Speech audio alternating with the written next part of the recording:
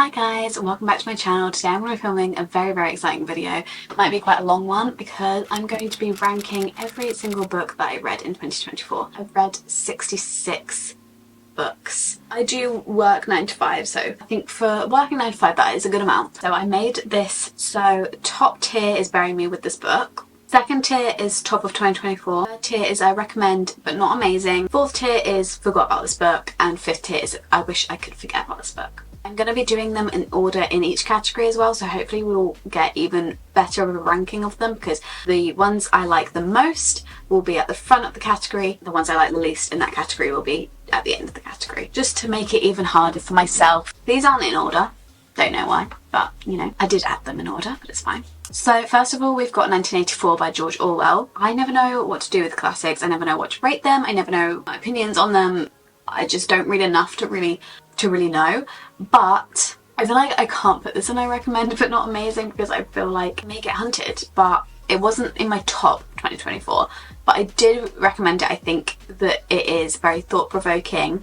I think that the writing's amazing. I think, you know, the plot is just very interesting to follow. However, I wasn't attached to any character, and that's kind of what I need to make a book amazing for me, is to be attached to a character, and I wasn't. So that is why it is not in my top of 2024, but I definitely obviously recommend it, like it's a classic. Next we've got A Curse for True Love. I'll just do the whole Once Upon a Broken Heart series. The first Once Upon a Broken Heart, this is when we have to try find it. Can anyone see it? Everyone's shouting at the screen where it is. I know. Oh, here it is, okay. So the first Once Upon a Broken Heart I will put in my top of 2024. I loved this book. I gave it a 4-star. It was a very nice setup to the rest of the series, but I knew that like more was going to come, and I knew that it was going to be even more amazing. Then obviously we've got The Ballad of Never After. Hello? Here it is. I've got different covers, different version of the covers, that's why I'm getting so confused. And this one, I will say, Bury Me With This Book. I'm not sure a book has ever made me feel so much in my life. It was so fun. All I can say is that it was fun. Like, it was such a fun time reading this book. I think it was the most fun I've had with a book all year. Bury Me With It, honestly, I love them. Curse for True Love, again in my top of 2024. I think I actually prefer this one to Once Upon a Broken Heart, so I'm going to put that before Once Upon a Broken Heart. The only thing is obviously there is a perspective in it that you don't really care about and don't want. But other than that, I absolutely loved it. Seeing our main couple get the ending they deserved, loved it. Okay, we're on to the ACOTAR series. Now, I didn't read all of ACOTAR this year. I read from A Court of Wings and Ruin onwards at the start of 2024, and then I reread A Court of Mist and Fury to annotate it for my friend for her birthday. Did I put A Court of Mist and Fury on here? If I just haven't seen it, then I'm so dumb. But I'm pretty sure it's not on here. So, A Court of Mist and Fury, Bury Me With This Book. I loved it.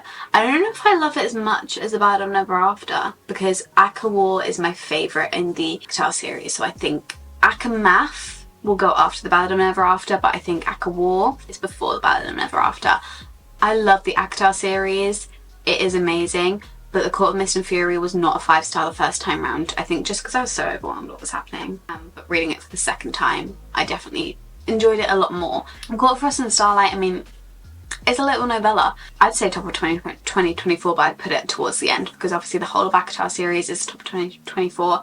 I love Rhys and Feyre, so any book that has them, like, I'm gonna love. Court of Silver Flames, yeah, not my favourite out of the whole series. Probably put it before Court of Frost and Starlight, so for Court of Frost and Starlight it's just a novella.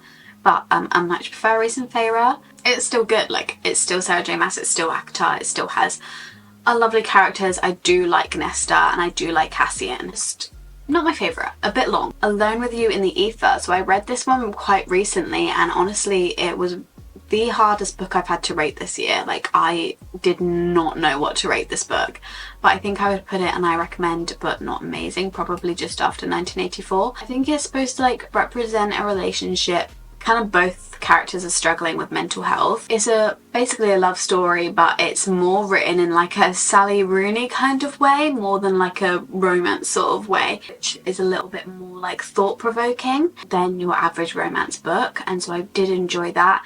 I really enjoyed our characters, but yeah, I wasn't completely attached to the characters, and the storyline definitely had its times where it kind of fell off. The writing wasn't always my favourite. I think the writing was absolutely beautiful, but sometimes it was like a bit too, I don't know, sometimes I get taken out of the story by the writing if it's like not flowing, and I feel like sometimes the writing didn't completely flow. Then we have Anatomy, which is the first book in the, I don't know, is it called the Anatomy series?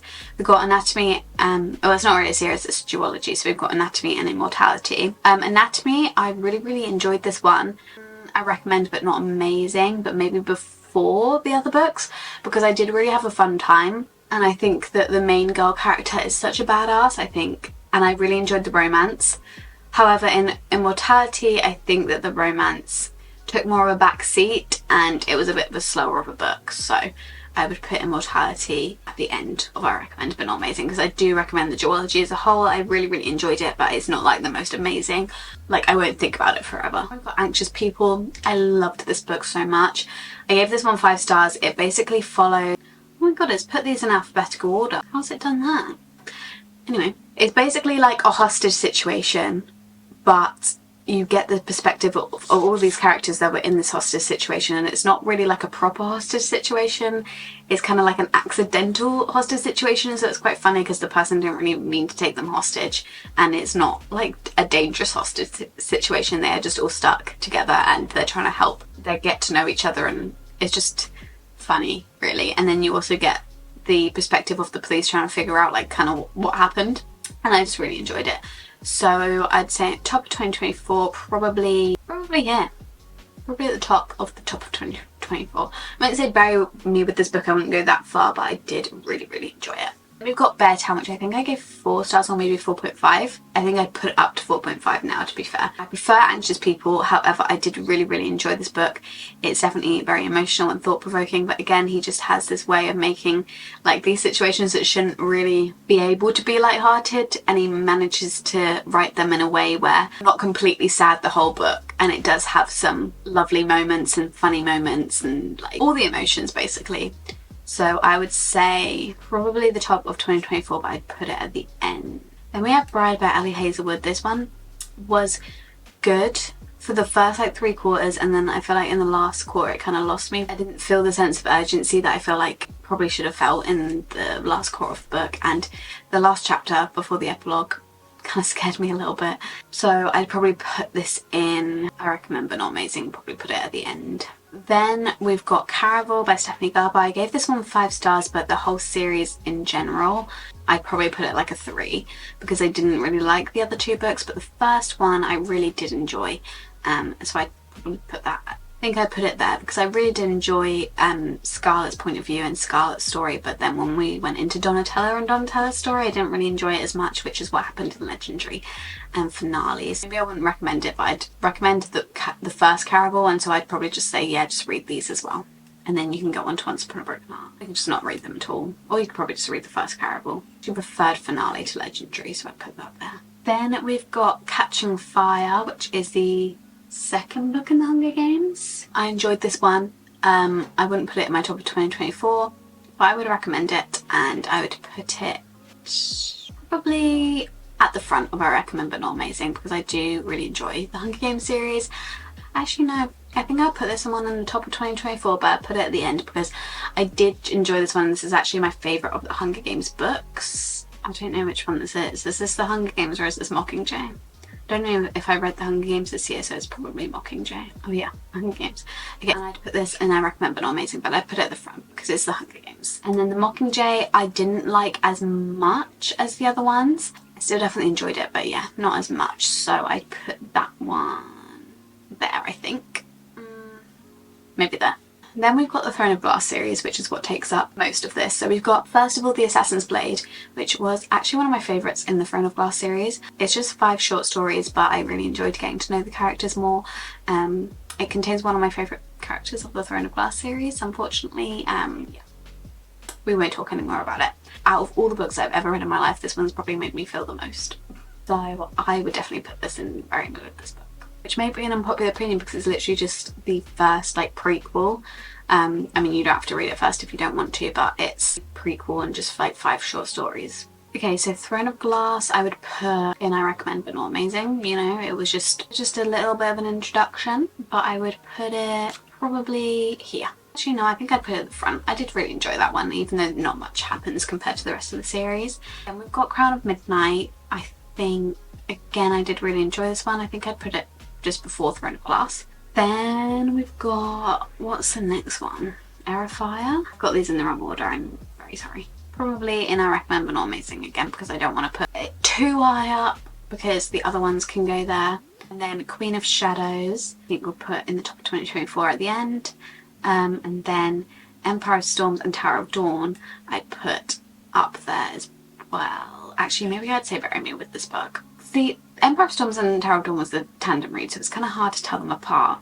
But I do think I prefer Tower of Dawn to Empire of Storms, which I think is a very unpopular opinion. I think a lot of people don't really like Tower of Dawn, so I put that one up there. And then put Empire of Storms here. Actually, maybe I'd put Queen of Shadows and Empire of Storms above some of these. I didn't really think about that. So if we put Empire of Storms probably here, and then Queen of Shadows probably here.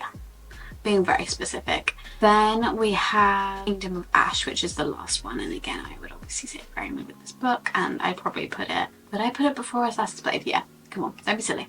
Put that before Assassin's Blade. Okay, my battery is flashing, so let me change the battery and then I'll be back. Okay, so then we've got Dance of Thieves, which is a duology with Vow of Thieves. I would say Bury Me with this book. I would say, honestly, it might be before Wings and Ruin. Is it? Okay, maybe not. Maybe one after. Vow of Thieves, where it lies, is just behind it because I think I like them equally, and I think they're going to be my new 6-star books, but I take 6-star books very seriously. I think I've only got 4, so I take them very, very, very, very seriously, and I have been sitting on whether Dance of Thieves and Battle of Thieves can go up to a 6-star for a couple months now. I take it very seriously. Okay, then we've got Done and Dusted by Lila Sage, which is part of the Rebel Blue Ranch series. I'm not gonna lie, I kind of forgot I read this book, and I read it maybe like 2 weeks ago. It's just, it was quite forgettable, and it wasn't my favourite. It was a bit lusty. I don't know, I prefer more of a romantic romance. Then we've got Emily Wilde's Encyclopedia of Fairies. I'm so sorry, I don't mean to be mean. I know people love it. This is just my opinion. I wish I could forget that I didn't DNF this book, because I'm so mad at myself for not DNFing it, because I just did not like it at all. I was literally skim reading it and I still didn't DNF it. Then we've got Funny Story by Emily Henry. Now obviously this is going to be very much this book, but where does it go? I don't know, because it's not above Beach Read. It's not in my 6 stars. I think Court of Mist and Fury should go there. No, I think Court of Mist and Fury should go there. And then Funny Story, I think, should go there. No, there. Yeah, there. Pretty. We might change it. But obviously it's Emily Henry. I love her. All her books are 5 stars. Then we've got Holiday Romance, which is just a little Christmas book that I read. I know, I recommend it. Not the most amazing, but honestly for a Christmas romance it was quite good, because I don't normally like Christmas romances that much. So for a Christmas romance it was pretty good. Probably here. It was quite good, to be fair. Then we've got Just for Summer by Abby Jimenez. I didn't love this book as much as everyone else, but I did still really enjoy it, so I think I would put it in I Recommend But Not Amazing, and maybe like here. Then we've got Love Redesigned by Lauren Asher. I'm so sorry, I didn't enjoy it. I can't lie, I know so many people love these books and this series and love Lauren Asher. This was my first Lauren Asher book and I just did not enjoy it. I found some parts quite cringeworthy, and again it's just one of those ones that I just wish I DNF. Then I got Me vs Brain, which is just it's just a non-fiction. To be honest, I kind of forgot about this book. I just kind of read it because I was at the start of the year I was in a very bad state of anxiety and I was just trying to get anything to help, to be honest, so I just read this book to try and help. But honestly by the time I had read it, feeling a little better anyway. It's just some short like anecdotes. It wasn't really like anything that would help. It was more like to be relatable than anything else. Nothing Like the Movies, again I would recommend but not amazing. It's the second one in the Better Than the Movies. It's the sequel and I did really enjoy it. I think that for a lot of the reasons why people didn't enjoy it, I actually enjoyed it. It's just a more grown up version of Better Than the Movies and it was very realistic and I enjoyed that. Maybe here. Then we've got One Dark Window by Rachel Gillig. So this is a duology with Two Twisted Crowns. Where's Two Twisted Crowns? Again, these two I would recommend but not amazing. I'd probably put them, probably both of them. I think I liked them both the same. They were good. No, they don't line up.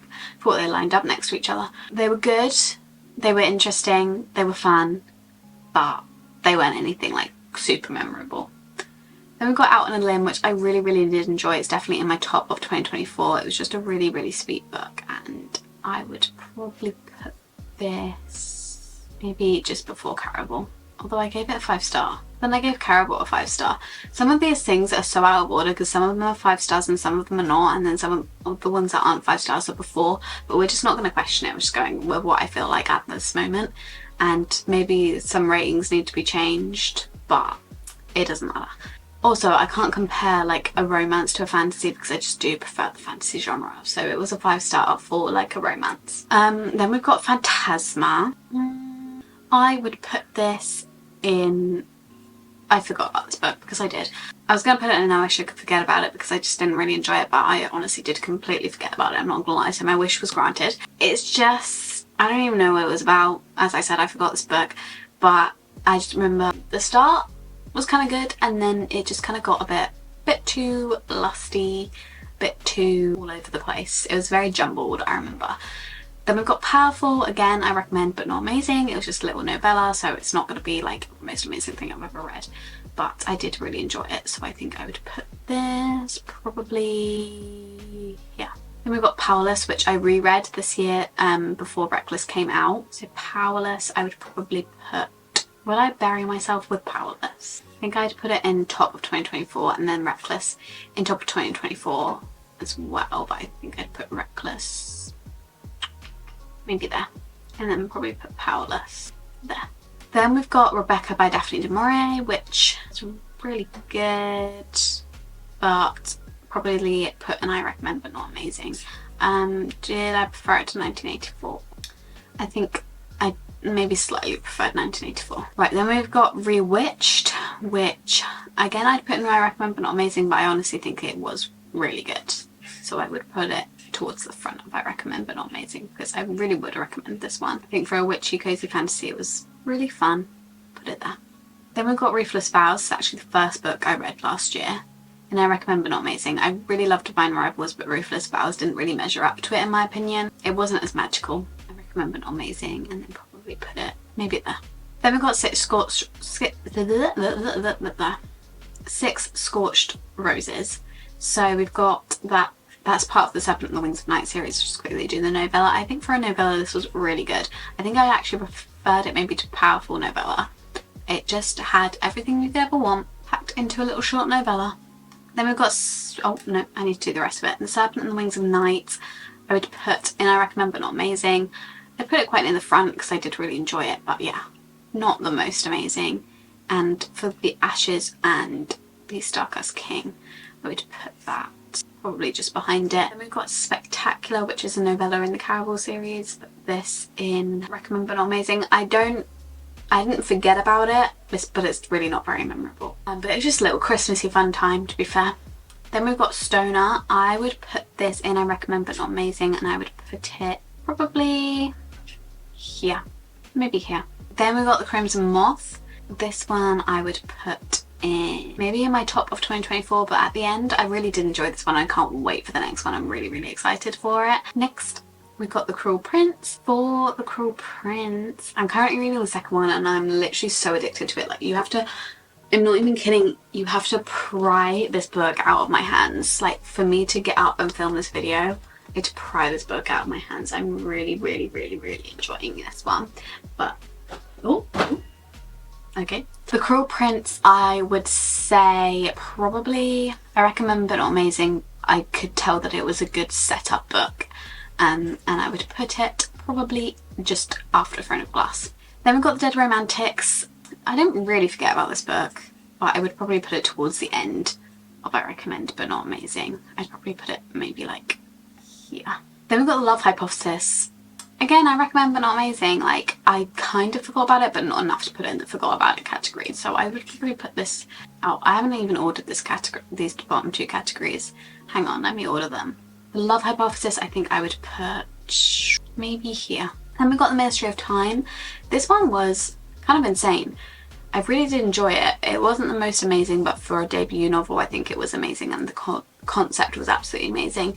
I don't know if the execution was as amazing as it could have been. It was still great, and I really enjoyed my time reading it, especially once I got to the end. That sounds like a dig, but what I mean is like once you kind of figure it all out, like it was really good. So I'd probably put that one here, maybe here. I'd put it there.